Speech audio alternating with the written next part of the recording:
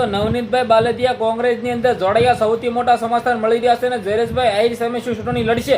કારણ કે તમે બધા લોકો જાણતા હતા કે જે રીતે 1 મહિનો કોળી સમાજના લોકોએ નવનીતભાઈને સપોર્ટ કર્યો હતો અને નવનીતભાઈ પોતે કોંગ્રેસની અંદર જોડાઈ ગયા. જે આ મિત્રો વાત કીધો તમે બધા લોકોએ જોઈ કે હીરાભાઈ સોલંકી અને પરસોત્તમભાઈ સોલંકીએ કોળી સમાજના લોકોને એકતા કરીને આ નવનીતભાઈને કરીબ 1 મહિનો લડત લડીને ન્યાય અપાયો હતો અને ત્યારે છેલ્લે અંતે નવનીતભાઈ કોંગ્રેસની અંદર જોડાઈ ગયા. હવે તમે બધા લોકો જાણતા છો કે હીરાભાઈ સોલંકી અને પરસોત્તમભાઈ સોલંકી તો ભાઈ આ ભાજપના છે, પરંતુ હાલ મિત્રો વાત કીધો તેમના વિરુદ્ધની સામે જ ભાઈ જોડાયા છે, એટલે કે સામે લડવાના તૈયાર થઈ ગયા છે. હવે મિત્રો હીરાભાઈ સોલંકીને કોલ કરીને કહ્યું કે અમે ભાઈ ત્યારે જોઈ લઈશું, ત્યારે અમે પણ લડી લઈશું, કારણ કે કોઈ પણ લોકો છે કંઈ પણ પાર્ટીમાં જોડાય છે કે જે આપણે કોઈને પણ કંઈ પણ કહેતા નથી, પરંતુ હાલ ઘણા બધા લોકો તો એવું કહી રહ્યા છે કે સમાજનો દુરુપયોગ કરીને આ ભાઈ નવનીતભાઈ બાલદિયા છે તે એ પાર્ટીની અંદર જોડાઈ ગયા છે. તો ઘણા બધા લોકો એમ પણ કહી રહ્યા છે કે ભાઈ જયેશભાઈ આહિર સામે ચૂંટણી લડી શકે છે. હવે આમની અંદર તમને શું લાગી રહ્યું છે?